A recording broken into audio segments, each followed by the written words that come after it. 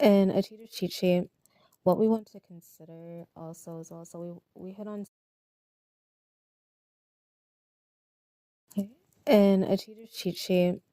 What we want to consider also as well. So we hit on scenes of realtors and um,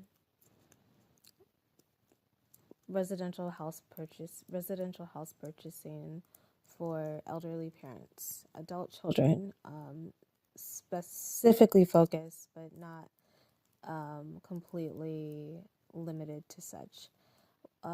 We want to think about scenes as well in regards to the financial aspect. We talked about realtors and then financial institutions, conversations, interactions. We also want to maybe we want to incorporate scenes of family bonding, friend bonding. So that could include situations and scenarios that are very imperfect, um, but um, they might have religious tone to it in regards to facing adversity, overcoming storms. So maybe specifically Bible references and stories, um, and consideration of like resilience. So, for instance, let's say financially wise, there's financial talk of bonds. Not everyone understands that, but then there's also so there's like financial monetary value stated and noted. And then there's interactions between people. It's very natural or even potentially strategic in nature.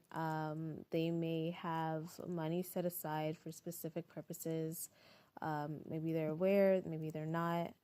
And they go about life and they do these actions.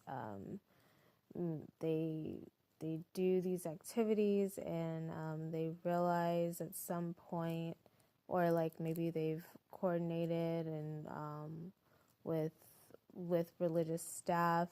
Maybe they've gone to services and mass, or they've gone to meetings, or they've served time with some of the personnel on staff in church or what have you. And um, and they've applied practices. Maybe they've prayed. Maybe they've been very mindful. Maybe they have, let's see, been considerate of religious practices and needs for like daily, weekly practices for sustainability.